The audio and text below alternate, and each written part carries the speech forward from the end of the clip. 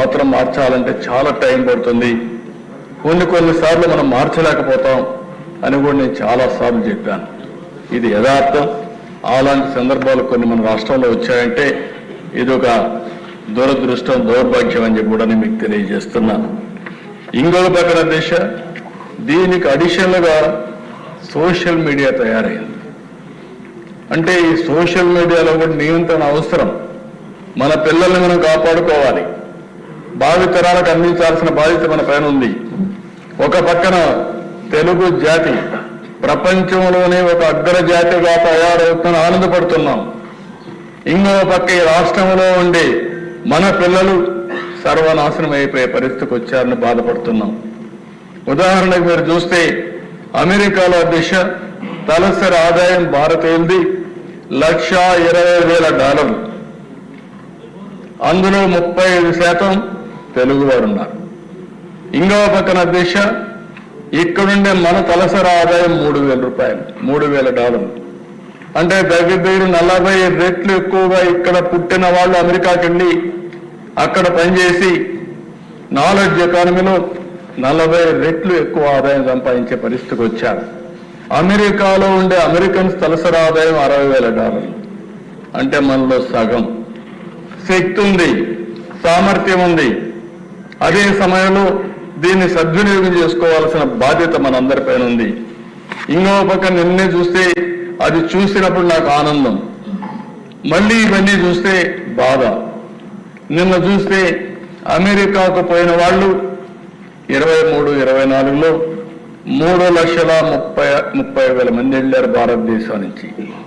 అందులో 1,86,000 మంది, అంటే 56% తెలుగు వాళ్ళు వెళ్ళారు. భారతదేశం మొత్తం 65,000 కోట్ల రూపాయలు ఖర్చు పెడుతున్నారు చదువు మీద. ఒక్క సంవత్సరం ఇక్కడి నుంచి పోయిన వాళ్ళు ఖర్చు పెట్టే డబ్బులు చూస్తే 60,000 కోట్ల రూపాయలు చదువు మీద ఖర్చు పెట్టి నాలెడ్జ్ ఎకానమీలో దూసుకుపోయే పరిస్థితికి వచ్చారు.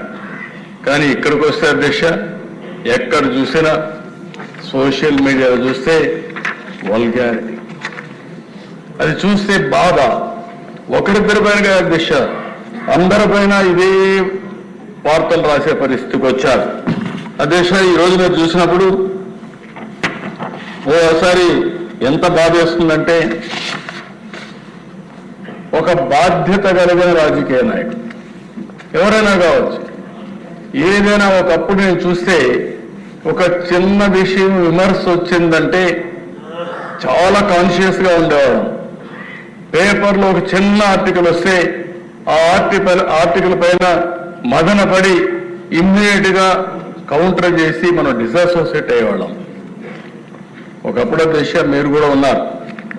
నేను తెల్లవారితో నిద్ర లేసి రాష్ట్రంలో అన్ని న్యూస్ పేపర్లో వచ్చే ఆర్టికల్ చూసుకొని 6 గంటలకు సమీక్ష చేసి అక్కడి నుంచి అధికార యంత్రాంగాన్ని ఉరికి తెచ్చిన పరిస్థితి. దాంతో ఒక భయంగా ప్రతి ఒక్కరు పనిచేశారు. ఈ రోజు మనం చూస్తే సోషల్ మీడియా చూస్తే ఈ రోజు ఎవరిపైన ఏ ఆర్టికల్ వస్తుందో, ఏ ఫోటో వస్తుందో చెప్పలేని పరిస్థితి.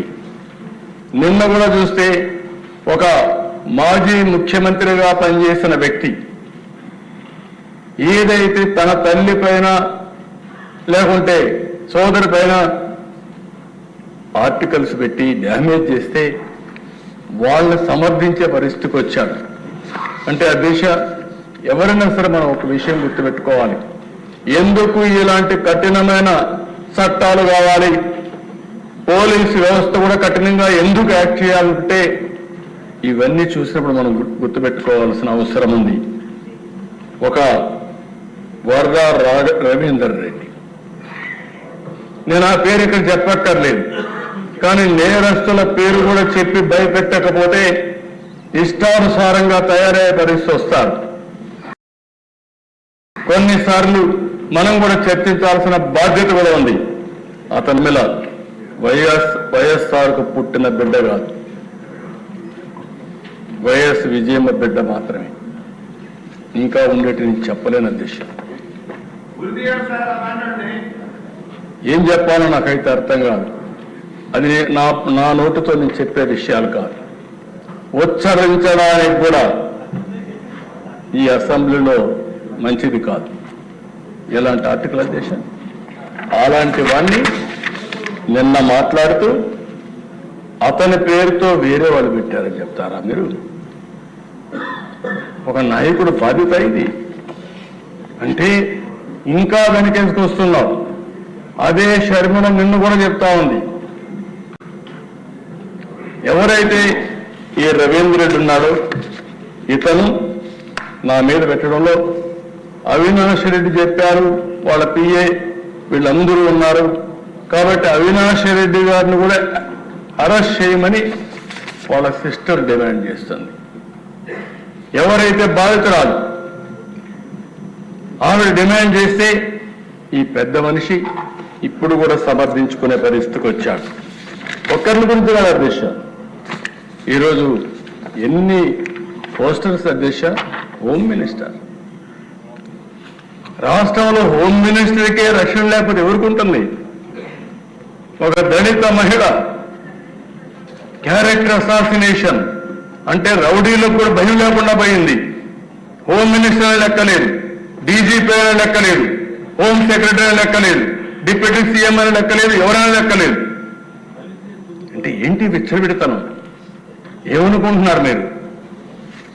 ఇంకో పక్కన చూస్తే అధ్యక్ష డిప్యూటీ సీఎం పైన ఏం చెప్పాలి అధ్యక్ష? ఇవి చూస్తే మనసు వికలమైపోతుంది, బాధ కలుగుతుంది, నిద్ర రాదు. మనం కూడా మనుషులమే అధ్యక్ష.